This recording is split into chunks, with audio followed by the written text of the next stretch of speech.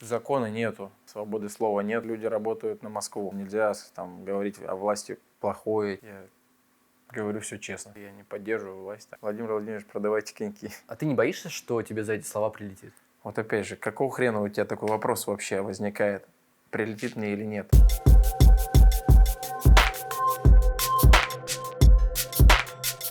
Сколько здесь комнат?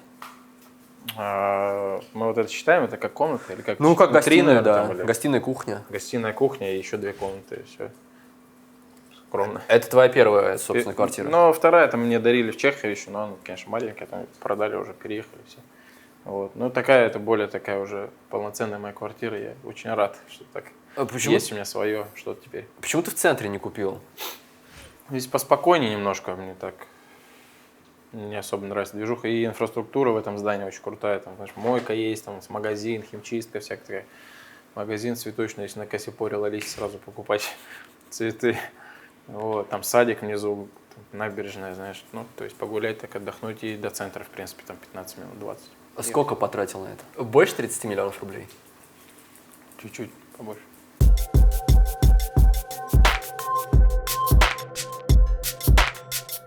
Ты рассказывал мне в интервью весной, что даже во время сезона бухаешь. Можешь выпить вина, пиво, вискаря. Не бухаю, это так... Подбухиваешь? Не, ну это вот у нас есть такая, мне кажется, проблема в менталитете, то, что мы не умеем пить, наверное, так. Вот.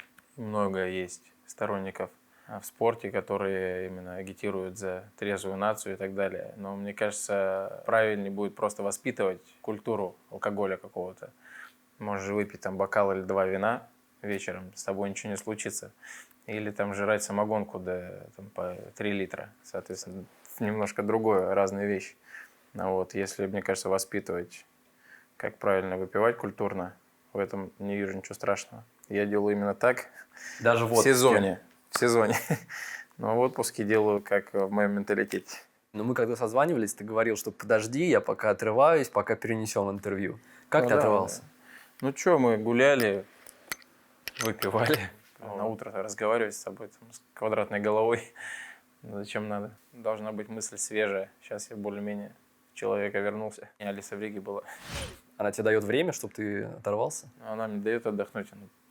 Все-таки правильная девочка у меня. Понимает, что устаю в сезоне. И нужно немножко дать время отдохнуть. Просто она не любит терпеть мои гуляния. Тут мосты, у меня всегда есть отговорка. Мосты открываются, я назад домой вернуться не могу рано. Вот, потом акклиматизация, часы забыл перевести с Америки, такие всякие дела. И она как бы не хочет терпеть. Вот, и говорит, я с родителями лучше побуду в Риге. Веселись, и потом, там, тем более, у меня куча друзей, там, с кем надо встретиться после сезона, и она понимает, что она просто здесь будем по отдельности находиться, она там время с пользой проводит, а я с непользой здесь.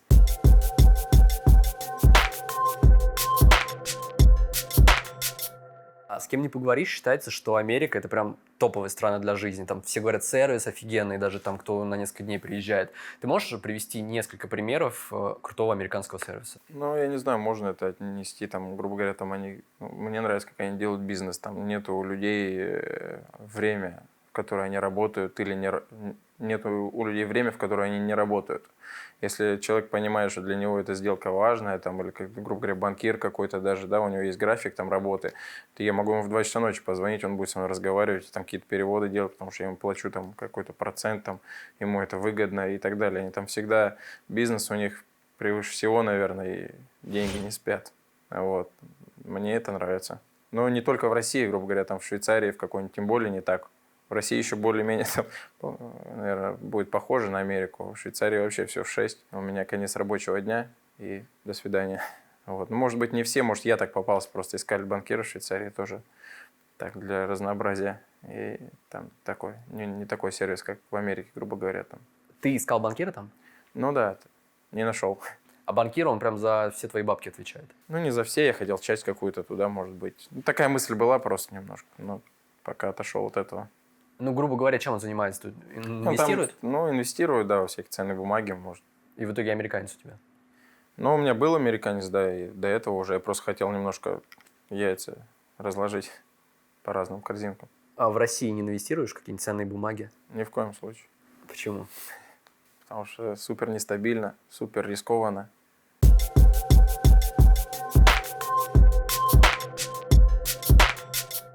Ну все, туалет, что, черкаши не буду показывать. Смотри, у тебя из Икеи, что ли? А, да. Ты реально в Икее покупаешь? Как все люди. То есть ты из Италии не заказывал ничего? Что-то у нас, может, есть итальянское, но это в основном там по хорошей цене, откуда-то из Риги там таскали, где подешевле, грубо говоря. Вот, сами заморачиваешься, Алисе везли там, как раз-таки вот это под телевизор штука. Из Италии? Из Риги, ну, она, по-моему, итальянская. Слушай, мне вообще без разницы, если честно. Я говорю, я в Америке в икеевской мебели прожил 4 года, сейчас Алиса ругается, я говорю, нормально, терпит еще диван. Там уже такая вмятина от меня, блин. Я вообще не стою с него. И все, и в основном, грубо говоря, кухня, там тоже русские ребята делали там по каким-то итальянским, типа, примерам, но все, как бы, все удешевил как мог. Вот. Что возможно, соответственно, диван взяли получше, потому что там, ну, диван, если там реплику какую-то делать, он быстро, конечно, там расхлябывается и придется новый покупать. А вот, грубо говоря, какая-то гардеробная, где простые деревяшки, но я подумал, наши смогут сделать, не накосипорить. И все, в принципе, я всем доволен, кухня также. Ты в Америке несколько лет уже живешь, я слышал, что она тебя очень сильно изменила, то есть ты сейчас вообще другой человек. Можешь вспомнить, каким ты туда приехал и какой ты сейчас? Не то чтобы сильно изменила, там, другой человек, я все-таки, наверное, тот же, просто немножко стал так... Ну, в чем она точно меня изменила, это... Я и так, в принципе, к обществу относился хорошо, к людям, ко всем. Но там научил, наверное, уважать законы, понимать, для чего... Понимать его плюсы. Там, на дороге там, я теперь спокойно езжу, там, я понимаю, что я там не смогу дать какие-то там деньги кому-то, чтобы поехать дальше и делать то же самое. И правила вообще. Один раз попался, вызывали там в суд меня там 500 раз. 1200, наверное, долларов отдал за адвоката. То есть целый геморрой. Соответственно, я потом больше не буду так делать. С парковкой также. Ты попался, что, парковка или скорость? Нет, скорость была. Вот. Опять же, приехал с России, там, блин, в Чикаго мне весь год гонял как сумасшедший. Там, если они там мили после аэропорта едем, там, после игры. Они там в милях там, на 90 там что-то соревнуются друг с другом. Миль 120 пролечу мимо них. На следующий день все говорят, дурак, что делаешь, тебя посадят. И я как бы так рукой махал на них, все, лохи. Ну так и, в принципе, получилось чуть. Ну не то, чтобы посадили, но наказание могло быть серьезное. И это учат сразу же, прям просто перестаешь это делать. Раз попасться стоит. Поэтому все это многие говорят, это у нас там в крови, там что-то вот. Потому что ни хрена, это закон будет, и делать такого не будешь. И все. Также с парковкой. Я попался 2 дня машину, не видел. Даже видел, как она отъезжает, но понимал, что вот эти, скидывай 5, тебе дам сейчас. Не прокатит. В России ты так делал? 5? Делал, да. И там потом еще выходные попались, там все, люди не работают, грубо говоря, все там. Никак машину не забрать. В следующий раз я просто еще лишние 15 минут буду лучше ездить, парковку правильную искать, чем нарушать. Поэтому все это хрень. Если закон будет, все будут его соблюдать. Весной в интервью ты рассказывал про 3 вещи, которые хотел бы из России в Америку перенести. Ты сказал, что ближе тебе русский менталитет, вообще вот вся эта история с русским характером. А что бы ты перенес, наоборот, из Америки в Россию? Мне вот эта больная тема, что у нас просто такой беспредел творится.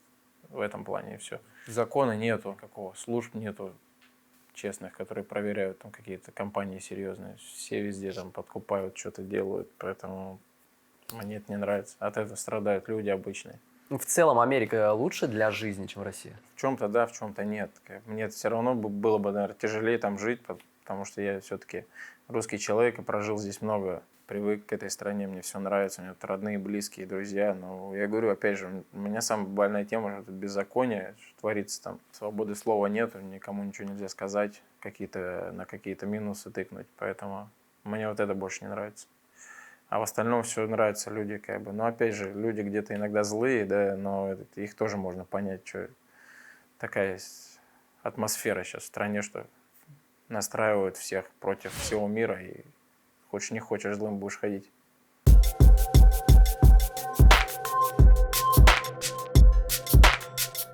Это вообще типа кабинет, но здесь я лоханулся, если честно, просто какую-то хрень сделал. Причем уменьшил эту комнату, увеличил ту спальню. Зачем, непонятно. Здесь не пойми, что происходит. Я здесь не бываю. Вот здесь стоят эти трофеи, велосипед, блин, кручу. Все, там вот самая любимая моя, если честно, комната вот этого просто хлама. Вот это я просто здесь провожу большую часть времени. Алиса там во всей квартире, но мне это не надо. Мне вот это вот всякие инструментики, всякие провода, какая-нибудь хрень. А что такое охота? Там типа охотничьи всякие аллигаторы, манки, херки. Но я не охотник стал уже. Я попробовал, что-то мне очень всех жалко и не мое. Ну, завалил кого-то. Блин, да, Кого? утку. Я жалею искренне, снимай меня сейчас. Я жалею искренне. Извините меня, ее родители. Или кто у нее там был. Ты сам сказал, и я слышал, что первое время в Америке ты ходил и очень гордился, что наш президент Путин. А можешь сказать, зачем ты это делал? Потому что я не интересовался никогда. Политику вообще никогда не смотрел, никакие новости не читал. Был жестко сконцентрирован на хоккее, на прогрессе на своем. Хотел в НХЛ, старался, работал, ничего не замечал, и все. И, конечно, я приехал еще, я же не мог приехать туда границу переступить, и все, раз просветился. Мне только через 2 года там как-то я что-то не то здесь подумал. Просто я заметил, что мне там как со временем начало так даже в конце лета иногда хотеться туда приехать. То есть, ну, конечно, еще не то, что я там от людей уезжаю и так далее. Я уезжаю в основном, наверное, я тренируюсь уже там месяца 3 к этому времени. И здесь все-таки так много друзей. Там один позвонит, второй там уехал, там что-нибудь нарушил режим и так далее. У меня начинается самоедство. И я уже туда улетаю, и все там все спокойно, правильно, и тренируюсь. Поэтому там. А как ты про Путина говорил? То есть ты ходил и там всем рассказывал в команде? Да нет, все просто подходили, как бы они так все равно слышат, что Владимир Владимирович у нас такой достаточно жесткий человек. И вот они говорили, что вот жесткий у вас, да, такой. Сами посмеивались, конечно, там в каморке. Но мне говорили, я грудь колесом ходил, да, нас все боятся. Считал так. И у тебя была майка с Путиным? Нет, до такого я не дошел. Напомни, какие каналы в Ютубе ты сейчас смотришь больше всего? Ну, Москвы смотрел. Овального, может, пару раз. Дождь. Дождь. Это же оппозиционные все каналы. Ну, да, мне больше нравятся эти каналы, чем наш первый. Вообще кошмар, просто я понял, что это какой ужас происходит. Как все это происходило вообще? Как ты понял? Как ты до этого дошел? Да никак не понял. Человеку достаточно посмотреть 2 стороны просто, и он все сам поймет. Не надо там быть супер умным и так далее. Просто надо быть открытым там, к другому мнению, и все. Мне кажется, я сейчас Первый канал сяду, посмотрю 24 часа, не отрываясь от стула, и я скажу, что весь мир черти, кроме нас. Ну, такого не бывает. Там тоже нормальные люди везде живут, просто там политические какие-то игры свои, я считаю, не должны касаться обычного народа, но это невозможно. Подожди, то есть до этого ты думал, что все черти? До поездки в Америку? Наверное, так можно сформировать. Я вообще просто не думал, конечно, но больше, наверное, склонялся к этой атмосфере, что витает сейчас у нас в стране, в принципе. Но в негатив все равно все нас атакуют, что-то все нам там поджимают где-то нас. Знаю, что там такие же хорошие люди просто, и все. Они к нам нормально относятся. Если там политические игры какие-то, наверное, за что-то они тоже санкции вводят. Плохо то, что мы не можем ничем ответить нормально. А чем мы должны ответить? Ну, какими-то серьезными тоже. Если бы мы развили, мне кажется, свою страну до какой-нибудь силы, мы бы тогда могли, нас бы тогда слушали, они просто вводили санкции против нас. То есть что ты увидел там в Америке такого, чего нет в России? Почему ты стал, по сути, оппозиционером? Так, резко, может, не стоит говорить. Просто я не поддерживаю власть. Наверное. Ну, я просто, наверное, началось реально, наверное, с фильма Овального все про... Овального, ты сказал? Да, ну его уже нельзя назвать. Я шучу. Про Медведева его фильм, наверное, такой самый знаменитый, наверное, нет? Да, Димон. Да. И вот после этого как-то я сидел, сделал так. И начал смотреть другие вещи. Мне кажется, они правдивые. А как ты вышел на фильм про Медведева? То есть просто так решил посмотреть? же, что он подсказывает, что надо смотреть. По поводу свободы слова и закона, весной ты опубликовал в Инстаграме пост. Ты написал, как можно настолько бояться собственных граждан? Кто что думает? Куда катимся? Что ты имел в виду? Можешь пояснить? Не оскорблять власть и фейк-ньюс. Там кто это будет проверять эти новости? как контролироваться. То есть они будут сами решать, что фейк, что не фейк. Соответственно, от этого все понятно, что будет происходить. Там еще и хотят делать все, что угодно, еще их не оскорблять. Что-то меня в интернете все оскорбляют, когда я там проигрываю игры. И ничего страшного. Хотят делать все, что угодно. Что ты имеешь в виду?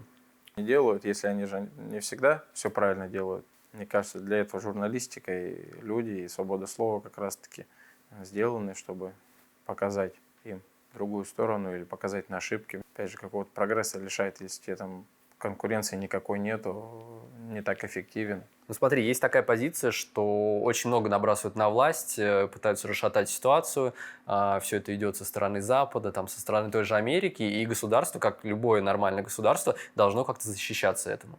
Вот оно защищается, принимает такие законы, чтобы люди, какие-то иностранные агенты, не расшатывали здесь ситуацию. Ну да, кстати, я так сейчас выгляжу, наверное, как иностранный агент. На самом деле это не так. Я считаю, что как раз-таки вот люди, которые умалчивают о проблемах, вот это как раз-таки, наверное, более иностранные агенты, чем, грубо говоря, те, которые говорят о проблемах. Вот и все. Грубо говоря, я, если думаю о проблемах, я только думаю с позитивной стороны, чтобы что-то поменялось. И хотел бы, чтобы что-то поменялось. Хотел бы, чтобы люди у нас жили хорошо. И наши пенсионеры все не ходили, побирались. Вчера видел как раз в метро, в переходе, там бабушка абсолютно нормально одета и все равно там стоит, поет, как бы собирает деньги, там микрофончик купила, из которого музыка там играет и напевает. Но мне вот жалко, что у нас так происходит. Не все сразу говорят. Нельзя же сразу. Знаменитая, да, Ты же помнишь нищие 90-е, как под Челябой все плохо было. Сейчас-то лучше жить? Сейчас точно так же. В смысле? Как? Доходы растут, ты не смотришь? Разве? ВВП, экономика. Что ты смеешься? Ну да, растут. И цены растут только. С Подожди, доходами по-разному. То есть ты хочешь сказать, что сейчас жить примерно как в 90-е? Да я не хочу так сказать, что ты меня подводишь к этим всем таким жестким высказываниям. Нет, просто изменений мало, вот и все, почти их нету. Что, также у людей нету работы, вот. Даже, мне кажется, больше еще. Не за что зацепиться. У нас там 2 города, которые развиваются, там Питер, Москва, как-то чего-то.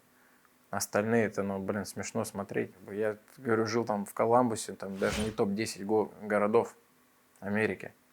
Блин, ну, не знаю, посмотрите там на фотографиях. Уже понятно, приличный вид, там высотки, все четко, как целостность города так выглядит здорово. Все чистенько, там все убрано. Есть службы, которые убирают безопасность и так далее. Все спокойные ходят. Все круто. Там они просто развивают свои города там, за счет налогообложения. Там, я так понимаю, налоги остаются в штате. Штат развивается сам по себе. У нас много же идет в Москву. Соответственно, люди работают на Москву в регионах. Это несправедливо немножко, мне казалось. Всегда так.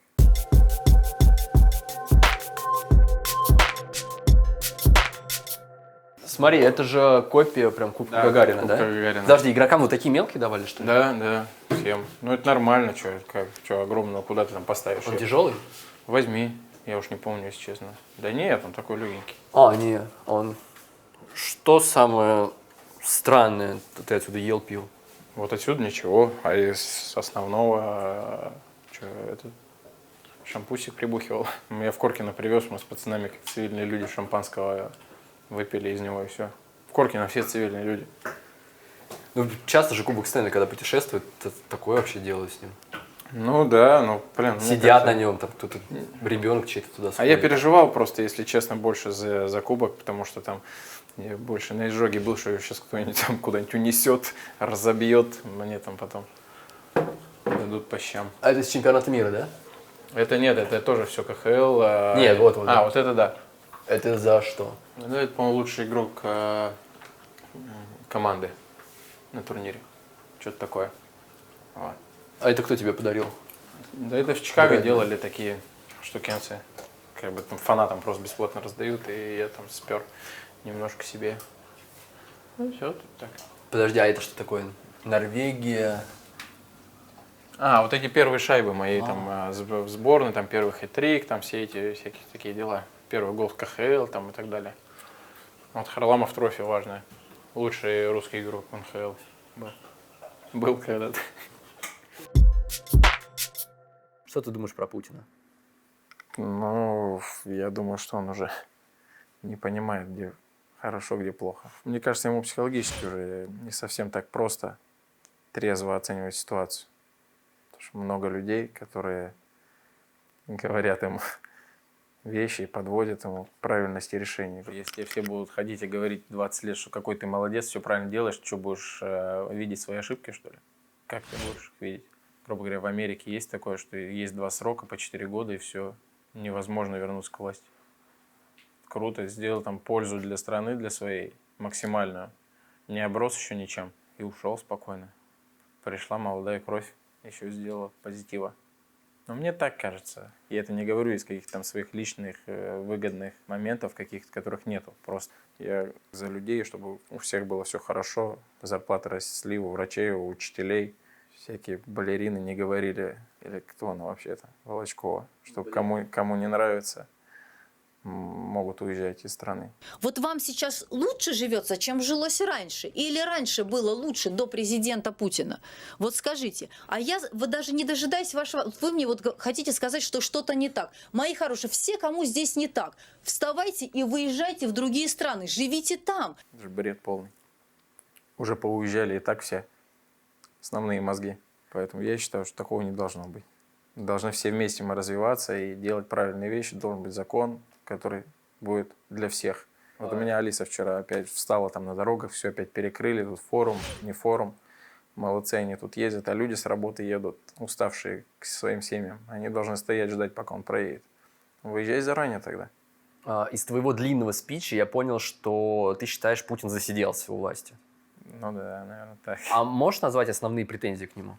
Что тебе не нравится в его управлении? Мне не нравится беззаконие просто. Что это за... Сколько он? Лет 20, 18, сколько? 19 минус 19. Медведев, да. В принципе, что в законе мы там особо не выросли. Футболистов сейчас только бедных наказали, вот показали, как они могут. Но претензии, что он долго сидит, никому не дает. Ну смотри, на это можно ответить, то, что за него голосуют 70% страны, все люди за него. Почему он должен уходить? Ну, тоже правильно, да. К сожалению, 70 этим процентам правда и не нужна вообще. То, что я сейчас говорю, многие воспримут, что я агент какой-то или еще чего-нибудь. Я просто говорю свое мнение. Если я даже ошибаюсь, пусть будет так, но хотел бы, чтобы люди знали, что я говорю искренне и с благими намерениями. За него голосуют еще, потому что нету какого-то другого варианта достойного. Потому что нет свободы слова, нет каких-то каналов, которые бабушкам бы рассказали правду. А эти каналы... Есть овальный только с 3 миллионами подписчиков или сколько у него там. Ну, это как-то маловато. А кто мог быть альтернативой Путину, ты видишь? Да как его ее видеть, если ее не пускают даже никуда? Слушайте, мне уже до такого дошло просто. Я хотел бы, чтобы просто любые изменения произошли вообще. Конечно, желательно не в плохую сторону. Мне уже без разницы, кто чего, просто что-то новое. Куда-то двинуться. Да и я, в принципе, за людей. Так же, надеюсь, как и они, которые голосуют за Владимира Владимировича. Просто у нас могут расходиться мнения. И кто прав, покажет время, хотя времени уже прошло достаточно, они должны уже сами все понять, кто прав. Но они Ну говорят... и сложно, конечно, людям понять, реально живя постоянно здесь, и не видя другого общества никакого. И не говорю еще раз, что наше общество плохое или какое-то еще. У нас все равно есть такое витает, что нельзя там говорить о власти плохое, тебя там убьют, отравят, еще что-то. Как бы. Такого не должно быть. Но опять же, я просто привожу пример Америку, не того, что я там американец стал или еще что-то. Я просто там живу и, соответственно, сравниваю две страны. Там, грубо говоря, может там, ну, там какая-нибудь звезда, спортсмены, там, певцы оскорблять впрямую там, президента, и ничего им не будет. Не приходить там, в Белый дом к нему там, на приемы и так далее. Но у нас же такого нереально. Сразу какая-то волна негатива. Хотя что такого? Твой выбор. Ну, не нравится, если тебе, почему ты должен это делать? Считается, что если не любишь Путина, то не любишь Россию? Считается. Но не для меня, конечно, но так в нашем, наверное, обществе, да. Ты любишь Россию? Я очень люблю Россию, хотел бы здесь жить всю свою жизнь. Я не знаю, будет ли так или нет. Я очень хотел бы, чтобы что-то изменилось, и чтобы люди у нас жили хорошо. Ничего не надо, я просто это говорю от души. У меня есть деньги, все у меня есть, все нормально. Я просто хотел бы для людей на обычных профессиях, чтобы у них была жизнь лучше. Чтобы они могли себе позволить там медицину, жилье какое-то. А что для тебя патриотизм? Можешь расшифровать это? Мне кажется, вот я, если честно, больше патриот, чем вот эти все люди, которые говорят, которые умалчивают о проблемах. Вот. Они играют на чувствах людей, что Вот надо, несмотря ни на что, любить страну там, и не любить других. Но это, мне кажется, неправильно. Как раз-таки, если я вижу минусы, и я о них не говорю, мне кажется, это большее предательство, чем я говорю о них. Я же говорю о них не чтобы там какой-то себе объект замутить американский. Хотя я был в Белом доме, с Обамой за руку здоровался. Тогда, кстати, еще был взглядов Владимира Владимировича, вот так с ним поздоровался. Специально не смотрел на него? Ну, я смотрел, ну, вот так. Как бы, ну, в шутку, там ребята стояли, как бы, там у нас же, типа, терки с Америкой. Ну, так смешно было. Вот, он так на меня посмотрел. Дурак, что ли, ё-моё. С Путиным ты здоровался за руку? Ну, по-моему, да. То есть ты даже не помнишь, с Обамой ты помнишь? Ну, для меня просто не было тогда, я говорю еще раз, я просто даже просто элементарные новости там начал 2 года назад читать. Я просто был в хоккее весь всегда. То есть для меня даже приезд, мы выиграли тогда там молодежный чемпионат мира, нас собрали, приезд Владимира Владимировича был. Ну и он так приехал, там 2 минуты с нами увиделся, я даже не помню, я там сзади стоял, причем я, по-моему, даже ему, кстати, не жал руку, да, потому что там не пробиться было к нему. Но наша еще, мне кажется, ошибка в обществе, что мы относимся к нему как к суперчеловеку, такой же, как и мы, и, по идее, служит нам. Тогда еще не было какого-то супер ажиотажа. Если там, я не знаю, Федор Емельяненко пришел бы, там я бы, блин, пролез бы к нему и там 700 раз руку пожал. Для меня это там... Он такой же, конечно, человек, но он по спорту там много. Для меня он авторитет, конечно. Владимир Владимирович должен заниматься своими делами как бы для страны. Поэтому мне как-то нет такого отношения, что он какой-то сверхчеловек. Разве нет? Ну, Ну, у меня нет. Марат Сафин мне рассказывал, что президент — это прям избранный человек, таких есть только там, может быть, 0,5% в стране, которые могут стать президентами, чтобы была такая сила воли, чтобы во все вникал, умный такой был, просветленный. Не, ну, конечно, он должен быть умный, просветленный, все эти качества, да, но просто у нас главная ошибка, мне кажется, опять у нас много ошибок, что как раз-таки все думают, что вот лучше Владимира Владимировича у нас никого нету. Ну, это же бред, у нас сколько миллионов в стране, нету вот ни одного такого человека. И лучше есть по-любому.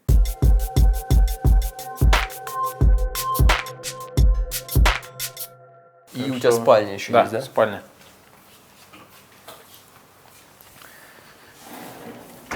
А что этот гардеробный тоже тут хлам небольшой, но если хотите, заснимите издалека, не? Я не знаю. А тут установим, как я понимаю, Алисина все. Ну да, большинство шкафчиков у нее. Мне кажется, не большинство, а... Не, ну у меня там есть 2 отделения. Вот. Ну все, вот здесь Алиса изображена. Потому что у нас любовь. Но это не она вешала, это дизайнерша повесила сама нам, как подарок. А вы даже не знали, то есть вы пришли Да, и мы охренели пришли и просто? охренели. Я, если честно, даже не узнал, что-то. Ну, красиво, такая, сел там, что-то походил, потом, ё-моё, это же Алиса. И все. Рыжий не с вами спит? Он тут? Рыжий вот здесь у него, да. Он сейчас взрослый. Раньше просился все время на кровати, а сейчас проблемный подросток такой. Не хочу с родителями. Он постоянно с вами гоняет же, да, в Америку и обратно, Да, сюда, он в Ригу. всегда с нами. Ну и все. Самое любимое место – толчок. Посидеть минут 20-30 так. А что ты под на толчке настроение. делаешь? Я обычно в телефоне. Ну я тоже, что сейчас. Сейчас, мне кажется, все в телефоне. Если уже всегда есть рубеж, когда ты долго сидишь. Когда наркоманишь уже, когда на коленках эти от локтей, знаешь, остаются вмятины Да. вот такие. Когда ты встал, у тебя вмятины, все, значит, так больше не надо делать. А бывает такое, что ты вот так сидишь, и как бы ноги затекают, уже потом встаешь, и они Ты такие вот, ватные, да? ты сидишь, вот так-то сделай, раз, все. То есть ты делаешь, да? Конечно, профессионал. Про Владимира Владимировича и хоккей. Овечкин же создал несколько лет назад Путин Тим перед выборами. Ты разговаривал с ним по этому поводу? Да нет, Тебе предлагали туда вступить? нет. У человека свое мнение, у меня свое. Я хорошо, что не вступил. Вот. Мне нравится, что я не вступил. Ему нравится, что он Путин Тим, поэтому вопросов нет. А как ты думаешь, он искренне Путина поддерживает? Мы с Сашей общались немного, как бы. Я просто даже ничего не могу сказать по этому поводу. Выбор его. Это тоже, опять же, свобода слова. Он хочет поддерживать, он поддерживает. В этом проблем нету. Просто я не поддерживаю. А как ты думаешь, что будет с Россией через 10 лет? Путин будет у власти? Это будет вообще как капздец тогда. Можно материться? Ну, блин, ну это будет вообще уже, я не знаю, это ни в какие рамки не залезет. Если его выберут люди?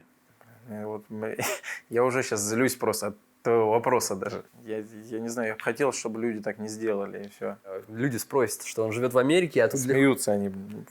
По мне уже лазер тут пару раз пролетел. с газпромовского здания. Да. Люди сейчас скажут, ну легко сидеть в Америке и критиковать оттуда. Конечно, мне легче сказать это, да?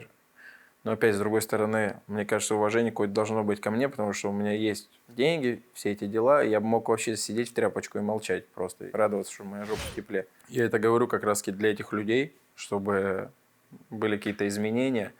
И я никакой не американский агент, я просто видел, как в другой стране есть. Я не говорю, что там все позитивно. Я обходил какие-то моменты, вот ты меня спрашивал, закон в основном. Хотел бы перенести просто сюда, и все. Вот так бы я хотел, чтобы каждый человек просто здесь говорил, что он думал, и делал все, что угодно. И бизнес там они строили там средний, и никаких помех не было этому и так далее. Вот. Я только за это. Конечно, этим людям тоже сложно будет понять, что я говорю, потому что они, грубо говоря, тогда не были там. Но прошу просто поверить. Я говорю все честно. Как думаю. Может быть, я не прав, но я так Ты думаю. говоришь сейчас для чего? То есть, чтобы изменить ситуацию? Или у тебя просто накипело? Наверное, накипело просто. Так сложно, если честно. Мне кажется, даже ее не изменить. Они сами, наверное, уже должны сказать, все, мы пошли. А что Алиса думает про твои взгляды? Алиса говорит, играй в хоккей. Вы не обсуждаете политику с ней? Да я постоянно в мозг залаживался. Я на всех ужинах, я только жду, чтобы кто-то что-то спросил, и все, она тормозит все время. Я и так сам не собираюсь вмешиваться, там что-то оппозиционером каким-то жестким быть. Я просто высказал свое мнение, раз вот интервью ты взял. И все. Мне, в принципе, похрен, кто там мне там, кто будет звонить или еще что-то там. Я говорю, я там получаю, слава богу, деньги не от них. Я могу понять там артистов, да. Сложно говорить. Я бы сам, мне кажется, здесь играл бы, я бы даже такого не сказал бы. Хотя я ничего такого и не сказал. Понимаешь, вот какое у нас вот витает мнение, что вот я сейчас что-то сказал особенное. Я вообще ничего не сказал особенного. Я сказал свое мнение, просто сказал минусы, какие, по моему взгляду. Все, какие должны быть плюсы. Все, я ничего не сказал. Не агитировал там кому-то гранату брать и бежать там в детский сад. Я примерно каждую неделю слышу высказывания, Сталина на них нет. Вот был бы Сталин, он бы навел порядок. Вчера мне таксист из Волгограда то же самое говорил по поводу пробок, по-моему. Как ты относишься к Сталину? Ну, я так не очень, на самом деле. Вот. Но мне больше, и на самом деле, просто мне нравятся все репрессии вот эти огромные. Вот. Сколько людей было там посажено просто так. Все сдавали друг друга там и так далее. Это бред, конечно, полный там в стране творился, мне кажется. Но я просто против любого насилия, какого-то там ущемления, свободе слова и так далее. Я хочу, чтобы каждый человек жил и получал удовольствие, и говорил, что хотел, и ничего не боялся за это. И так. Сейчас люди боятся в России? Ну, я думаю, да. Конечно, не боятся так, как раньше боялись. Понятное дело, что при Владимире Владимировиче самое свободное время, да, у нашего народа. Но, слушайте, уже мир гораздо быстрее прогрессирует. Я не знаю, в курсе он всего или нет, но невозможно быть не в курсе ситуации в стране. Если ты не в курсе, тогда зачем сидеть просто там? Тогда надо уйти просто, мне кажется. А ты не боишься, что тебе за эти слова прилетит? Боюсь. От кого теоретически может? Да мне, если честно, без разницы, знаете, как бы. Я просто даже не верю, как вот можно, я же говорю, мне кажется, правду, честно. Как вот может прилететь за это? Если просто, человек, грубо говоря, другого мнения. Вот опять же, какого хрена у тебя такой вопрос вообще возникает? Прилетит мне или нет? Не должно такого быть. Мне не должно прилететь ни за что. Я сказал свое мнение и все. Мне кажется, вот они наоборот делают ошибку. Народ не говорит, и от этого конкуренции меньше, прогресса у страны меньше. Мы сейчас находимся в городе, где чемпион футбольный «Зенит», и главный тренер «Зенита» Симак стал председателем штаба, временно исполняющим обязанности губернатора Беглова. Я хотел тебя спросить, спорт вообще связан как-то с политикой? Или он вне политики? Говорят, там спорт не политики, если там спорт не может высказываться о политике или вообще отдельно, я считаю, неправильно. Спортсмены также должны смотреть ситуацию в стране и видеть все, и при какой-то позиции быть. Твиттер хоккейной сборной, ты же знаешь, что написал после твоего поста? Что спорт да. не политика. Вот мне не важно это. Я буду высказываться, что считаю нужным. Хотел бы, чтобы мне никто не мешал. Может, мы меньше знаем, конечно, чем политики, а политики, это понятное дело. А чё они тогда в хоккей играют? Политика вне спорта тогда? Или как? Должна быть. Все, Владимир Владимирович, продавайте коньки.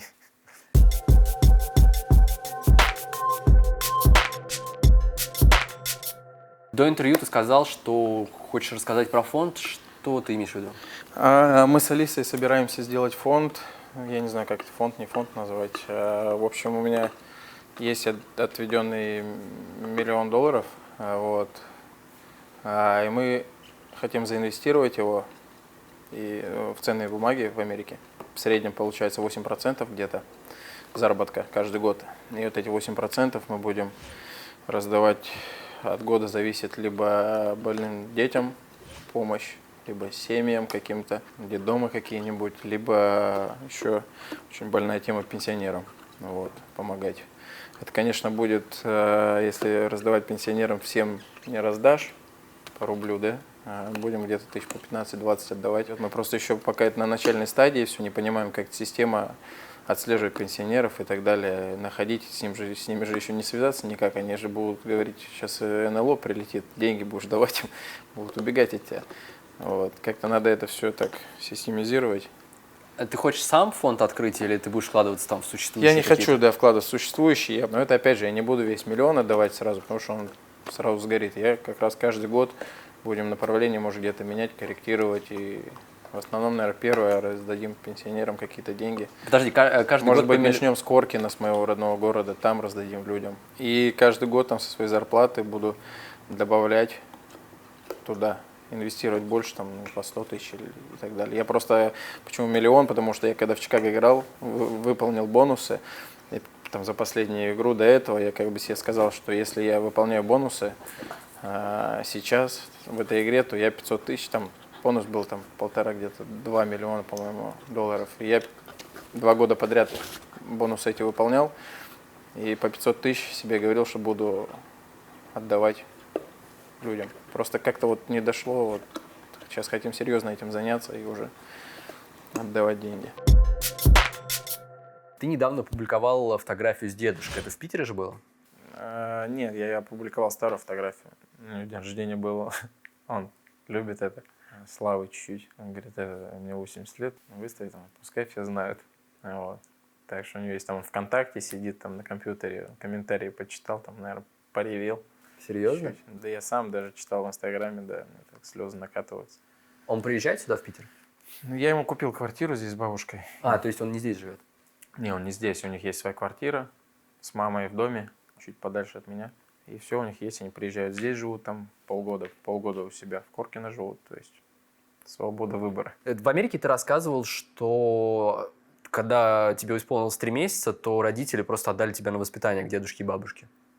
Нет, мне было 3 месяца, когда там с отцом мама развелась. Вот. Мы все вместе жили в квартире. Вот. Я просто из-за того, что тренировался, я там... Ну, ты говоришь, что с отцом ты сейчас общаешься дважды в год всего. Ну да, но как у нас такие отношения, чисто как дела, там все, я там чем могу, помогу. Ну, у меня нормально абсолютно, я там никакого зла не держу еще. Я вообще даже рад, что я в интернате просто жил 10 лет. Жизнь закалила, и я себе в каких-то моментах нравлюсь, как я себя веду теперь в жизни. В каких-то, конечно, не нравлюсь, как раз из-за, наверное, интерната такого. Вот, там агрессивный немножко. А я правильно понимаю, что тебе 3 месяца, отец просто ушел из семьи? Он не звонил, не приезжал? Ну нет, там приезжал. Там. А ты помогаешь ему? Ну, я раз помог, у меня такое было. Всегда хотел отца в детстве. У меня такое было чувство к нему, что вот как-то я помог как-то. Вот. Нормально, я не жалею ни о чем. Как бы. Я с ним нормально абсолютно общаюсь, и он мне как человек там во многих вещах нравится. А сколько денег ты ему дал? Ну, $1 миллион я ему так выслал. Так где-то было, наверное, года сколько? 4 назад, 5. Как раз я ему дал $1 миллион, и тогда все стало в 2 раза дороже. Там доллар, бах, что делать с ним? Вроде много денег давали, купить ничего не можешь. С тех пор не помогаешь ему? Помогаю всем, но не ему. Ну, общаешься как-то? Да, я нормально с ним, как бы у нас нормальные отношения. Ну, не так, что супер там. Созваниваемся каждый день. 2 раза в год, да. Приезжают, увидимся. А с мамой получше? Да, с мамой получше. А ты тоже ей квартиру здесь купил? Да. Вместе с бабушкой и дедушкой или отдельно? Ну, отдельно, да. Там, рядом. Она была всегда в семье, да? То есть бабушка, дедушка и мама, вы втроем жили? Ну да, ну 4. как в семье тоже. Она там все равно работала много, я тренировался, ездил. То есть потом я вообще в интернат уехал в 10 лет. Соответственно, там я уже никого не видел, ни бабушек, ни дедушек, ни ее, грубо говоря. Там. В 12 лет я там вообще уже уехал в Подмосковье. То есть там 2000 километров, там звонили раз в месяц там на этот телефон, грубо говоря, там, который там вахтер внизу кричал «Панарин!» и там по лестнице ты бежишь поговорить с родными. Что ты в тот момент чувствовал? Потому что когда 10 лет, ну, мне кажется, острее переживаешь, чем сейчас. Сейчас ты спокойно про это рассказываешь. Да нет, на самом деле сейчас гораздо так эмоциональнее, потому что у меня так внутри все равно кошки скребут. Тогда что, я уже в принципе лет там, меня в ясли там мама на санках там довозила, я еще там 700 там, 500 там всего, может 700 идти до садика, я там 500 из них сам шел в ясли, грубо говоря, такого какого-то из меня самостоятельного всегда делали. Я кайфовал от общества спортсменов вокруг, пацанов, там нам круто было вместе, мы там играли постоянно, что с родителями сядешь там, я, грубо говоря, до интерната я тоже дома не находился вообще никогда, там бабушка, война целая была, чтобы меня покормить, там загнать, я там на 2 минуты забегу, котлеты закину в себя и побежал. Даже в Подольске, когда переехал, сколько лет, 12 там было, уже 13 исполнялось, мама через год приехала в Подольск, сняла квартиру, мы там начали вместе жить, а я вот уже вообще не мог с ней жить. Вот мне вообще не интересно было. Я просто искал, я в интернат. И уехал в интернат с ребятами. Она хотя была в одном городе со мной, квартира была, но я не хотелось мне жить. Мне хотелось с пацанами, движуха какая-то, там играли постоянно без конца. То есть футболы, хоккей. Воровали, кстати. Что воровали? Телефоны. Серьезно? Кошельки, да. У кого? Ну, у людей. В смысле? Ну, там же денег-то нету. Там интернат все равно. Еда, конечно, у нас была 3 раза в день питания, но я бы не сказал, что хорошая. Мне хотелось, конечно, вкусно покушать, но хотелось больше еще там пойти, там что-то себе купить, там мороженку, грубо говоря, там, да, доширак там вечером съесть, там шоколадку, вот такие моменты. Так денег не было на это, приходилось делать так. А как это все происходило? Люди, кстати, на массовое катание, когда приходите, кошельки забирайте с собой на лед.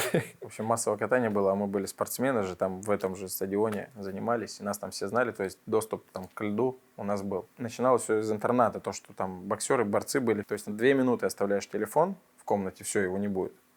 Вот, то есть постоянно надо всегда с собой все. И в Челябинске такого не было вообще, у нас там телефон оставил на месяц, его никто не возьмет. Может, мы тогда помоложе просто были в Челябинске. Вот. А сюда уже приехал, там взрослый интернат, уже взрослые ребята. И все, такие вот условия были там постоянно. Что-то можно было потерять. И, соответственно, также и мы приняли этот момент. Это плохо, конечно. Но у нас группа, там человек 5, там, 8. Когда как наберется массовое катание вечером, мы с интерната идем туда на стадион, заходим типа посмотреть. Массовое катание, нас там все вахтерши знают, пускают, все, там последний человек из раздевалки выходит, мы туда. Да, ищешь там по карманам что-нибудь. Помню, нашел белорусские деньги, там 1020, что ли, 50. Друг мой взял и как вырвал у него из руки просто. Потом, посчитали 100 рублей ему. Или 300, что-то такое. Ё-моё, я там уже там заказывал, там девчонок все в голове. Сколько лет тебе было? Ну, я про девчонок пошутил, но лет сколько, 12, 13, 14. А ты же часто гоняешь в Коркино к себе на родину. Что там происходит вообще? Так ничего не происходит, что у людей работы нету, вот все. Есть у кого-то, конечно, многим в Челябинск приходится ездить там. Все равно хотелось бы, конечно, чтобы все было хорошо. Особо остро ощущаю, конечно, вот пенсионеров жалко, грубо говоря. Там. Я вот сейчас полечил там дедушку с бабушкой, да, в Питере. Там они пару операций, там что-то пришли, там поделали. Ничего серьезного, там под 1 000 000 отдал за них. Рублей? Да. Как обычному человеку, вот где взять деньги-то? Конечно, клиника еще хорошая была, но какая разница? А у дедушки какая пенсия там? Да, ну, слушай, я даже не знаю, что ему сейчас пенсия не нужна. Я помогаю всей семье своей, как бабушкам, всем дедушкам.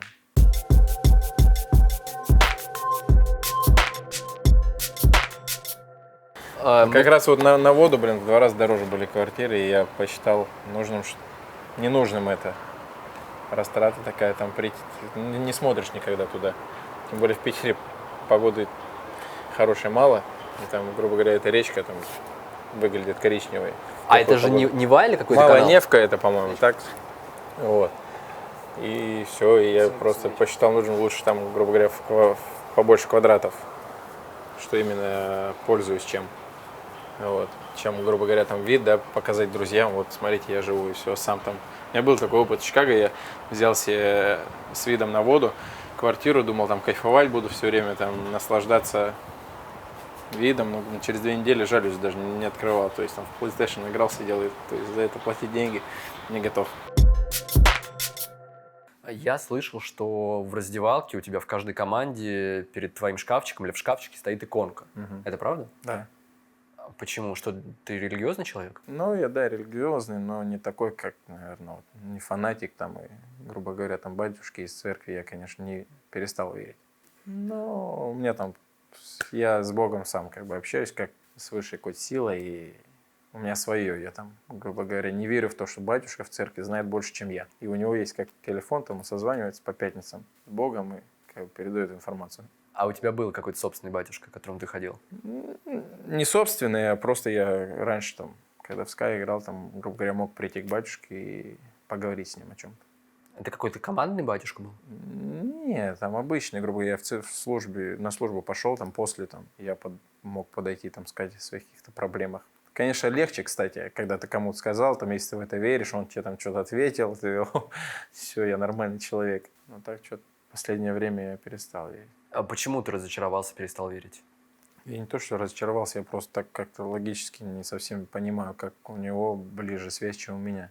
А как происходит твоя связь с Богом? То есть ты молишься У меня часто? такая еще есть рутина, можно назвать. Я перед каждой игрой домашней иду в церковь. Но в основном там не к батюшке, а просто уединиться, как бы так, подумать, каким я хочу быть человеком и так далее. Даже по спорту не прошу, на самом деле. Там, грубо говоря, не разговариваю там с Богом, как в моей голове. И там, чтобы все были здоровы, счастливы и все. И хожу так перед каждой игрой. Мне даже, а там в Америке церковь не так работает, как у нас, без остановки. Там на службу на 2 часа открывается, и то не в каждый день. Там, то есть попасть там туда, там еще с тренировками, не с играми, сложно. Мне достаточно, я пришел к церкви, там помолился, погулял вокруг нее и подумал, о чем мне надо подумать. Вернулся в нормального человека и пошел спать. Макароны, наверное, там Алиса в этот момент уже там наяривает суп. И все. А в Коламбусе есть православная церковь? Да. И там... Ну вот она закрыта постоянно, но мне, говорю, достаточно. Мне не надо там батюшку увидеть. Без разницы. Я там пришел, все, я сделал. А батюшка там американец, не русский? Слушай, я не уверен, там, я даже с ним не разговаривал. А как ты вообще к этому пришел, к Богу, что там нужно молиться? Вот, Ну, это пропаганда моих дедушек, бабушек. Бог все слышит, они с детства мне говорили. Мне сложно сейчас избавиться от этого. Я где-то, конечно, уже сомневаться там во всем этом, начинаю сомневаться, но, грубо говоря, отойти от этого сейчас полностью. Владимир Владимирович Путин легче сказать, вы не хороший человек, чем сказать, Бога нет. Все.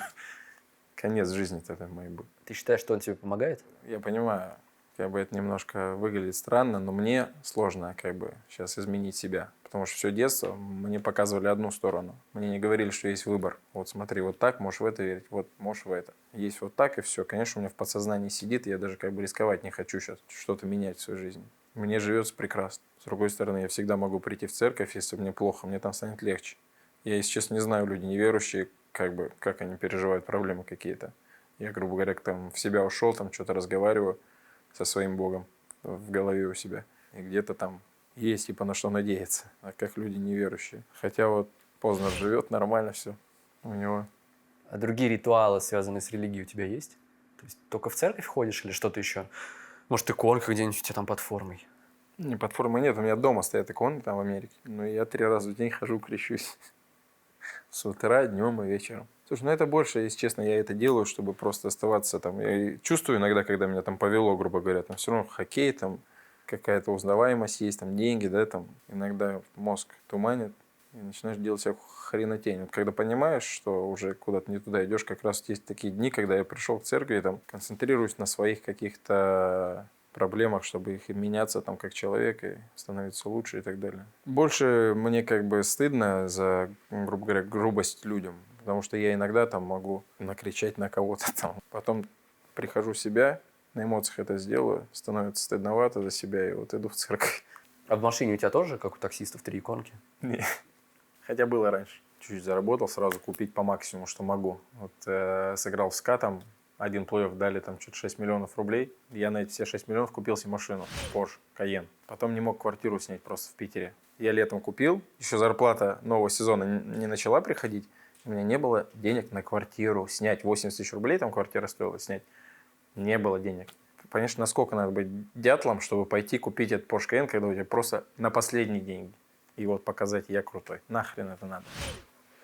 по идее. Сейчас какая у тебя тачка У здесь? меня сейчас BMW, это, который я у Ковальчука купил. А он детям помог на эти деньги. И в Америке тоже BMW. Да, что-то кайфанул от BMW. Ну вот после этой, да, приехал, и там себе тоже BMW купил. Хотелось сначала купить за 170, грубо говоря, машину. Купил за 100. Немножко подэкономил и, в принципе, доволен машиной. 70 тысяч там не лишнее. Сколько за вечер ты можешь спустить? Вот сейчас ты в отпуске, сколько ты- Алкогольный? Да. Там 1100, может. Смотря с кем идешь. Есть же ребята, грубо говоря, там, детства, у которых не все хорошо. Платишь за них еще. Получается, чек побольше. Если с ребятами идешь, которые тоже себе могут позволить отдыхать, чек поменьше.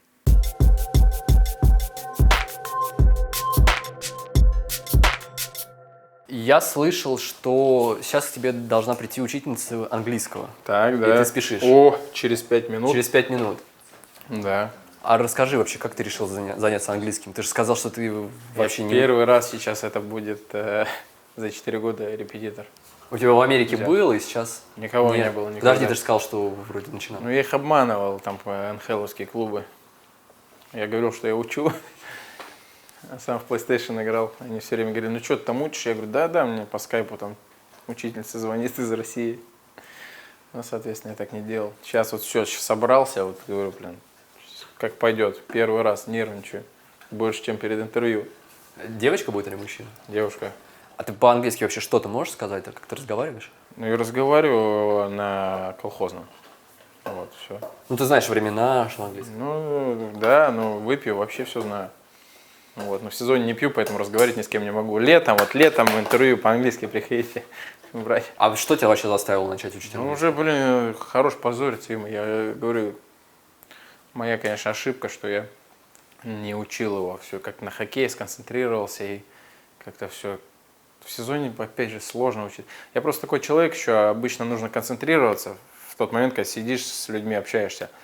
А я ни хрена не концентрируюсь. Я там в одно ухо влетело, в другое вылетело. Я даже их не слушаю. Они там сидим вместе на обеде, я там в телефон что-нибудь залипну, мечтаю о своем. Хотя вот слушай, просто запоминай. Все просто. Я даже этого не делал. Стыдно.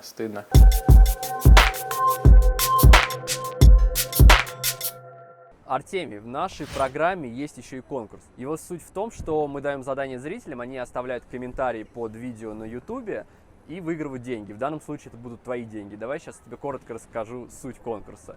Суть конкурса в том, что Артемий начал учить английский в Питере, но, судя по его видосам в Инстаграме, он в этом не преуспел и, по-моему, все забросил. И в любом случае он не будет это делать в течение сезона, потому что его голова будет забита хоккеем. Поэтому мы предлагаем вам написать универсальную фразу на английском, выучив которую, одну фразу, Артемий выпутается из любой ситуации. В хоккее, в городе. Любая фраза на английском супер универсальная для Артемия Панарина. И сколько ты предложишь победителю конкурса? Ну, если контракт подписал, проставлюсь 50 тысяч, мне кажется, будет нормально. 50 тысяч Рублей. рублей. Рублей, да, Блин, это конечно. все равно, да, это Нормально? супер отличная Хорошо. пацанская сумма.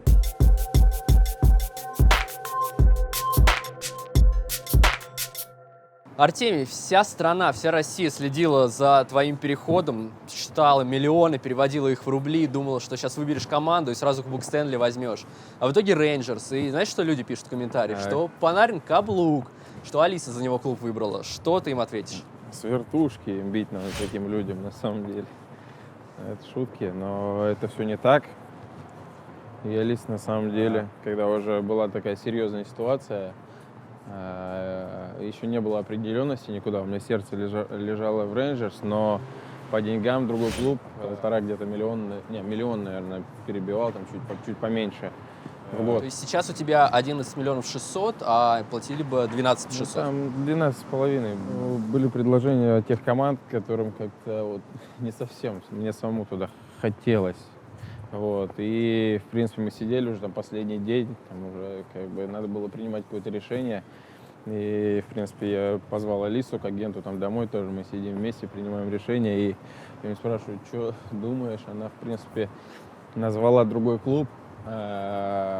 Алиса достаточно назвала. маленький город, сказал, ну ничего страшного, как бы поедем туда. Типа не из-за того, что за деньгами, знаешь, а просто так из серии, чтобы не быть недооцененным или еще кем-то, хотя я недооценен, все нормально. Там гораздо лучше было предложение, знаешь, было бы, наверное, логичнее нам согласиться в другое место. И агент говорил, что логически можно было выбрать другой клуб, там, отыграть 3 года, потом еще подписать, там, за то время, там, не 80 миллионов заработать, а там 120 можно было, потому что через 3 года там все повышается, все зарплаты там через 4, и можно было подписать удачнее. Но это, опять же, там, мне переживать 3 года, там, стараться выжимать из себя, нервничать, там, каждый год.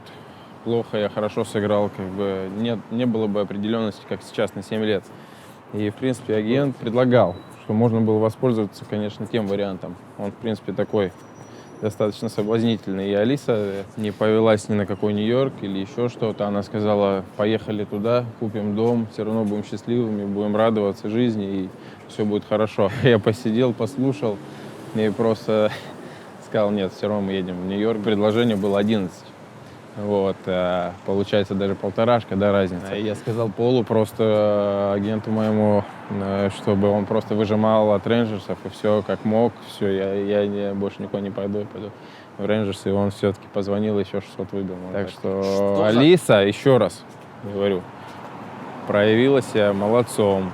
И кто так думает, полный дятел. Что чувствует человек, который будет получать 11 миллионов 600 тысяч долларов в год? Вообще ничего не чувствую другого.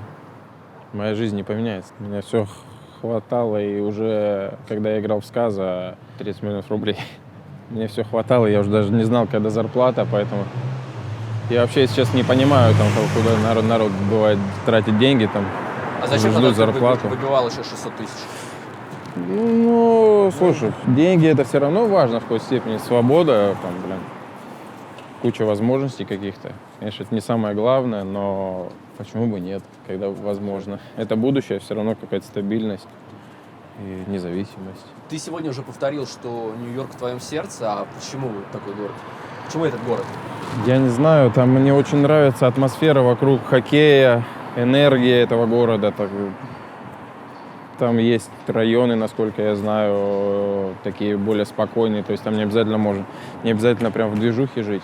Можно поспокойнее выбрать район и также наслаждаться этим городом. Как ты отмечал подписание контракта? Да я на самом деле последний... ну ладно, это нельзя рассказывать. Рассказывай. В общем, я поднакатил в 11 утра уже, когда последний день переговоров был. Я уже сидел, потому что нервяк такой на самом деле там был. Я уже в 11 утра пришел к агенту и расслабился. И потом поехали мы на лодку, ты же видел танцы с бобом. А когда вот подпись поставил, что было дальше? Следующий час? Да, по-моему, ничего такого и не было, на самом деле. Она такая какая-то... Я больше кайфанул, на самом деле, от встречи. Когда меня встретили, там пресс-конференция вся была, и такая... Там офис меня как встречал, там человек 300, наверное, кричали. Я там себя, говорю, Ди Каприо почувствовал, как в фильме «Волк с Уолл-стрит». Там реально целый коридор, да, и ты вот так идешь, там всем пятью не отбиваешь. Да, очень круто было. Поэтому я, в принципе, кайфанул от этого теплого приема, такой ажиотаж. Почувствовал просто всю эту энергетику, поэтому ради этого, в принципе, я и выбрал, наверное, Нью-Йорк, чтобы так получать удовольствие. Диванные эксперты рассказывают, что есть команды посильнее или не посильнее, можно было выбрать там за Кубком Стэнли идти и так далее. Я думаю, что такие есть наверняка. Я не читал сейчас в последнее время. В НХЛ меняется очень все часто и быстро, поэтому там никогда ты не угадаешь, на самом деле, какая команда пойдет дальше. Я верю в эту команду и уверен, что сделаются правильные решения какие-то. Сейчас хорошая команда, в принципе, молодая, правда, но перспективная. Так же, как Сент-Луис показал, что может любая команда выиграть Кубок Стэнли. Они там на последнем месте шли, там еле в плей-офф зашли и выиграли Кубок. Поэтому там в 2 года может команда кардинально поменяться, пару удачных обменов, и все, и команда в топе. Также и наоборот, пару неудачных, и команда в жопе.